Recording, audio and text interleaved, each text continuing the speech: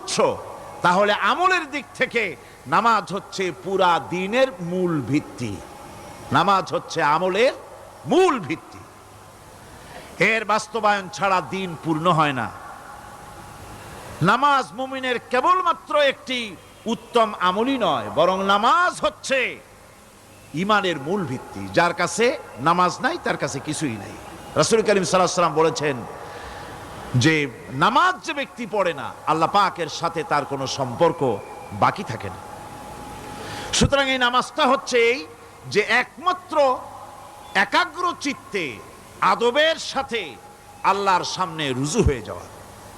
কোরআনে কারীম বলছি, মুনিবিনা ইলাইহি ওয়াত্তাকুহু ওয়াকিমুস সালাতা ওয়া লা তাকুনু মিনাল মুশরিকিন।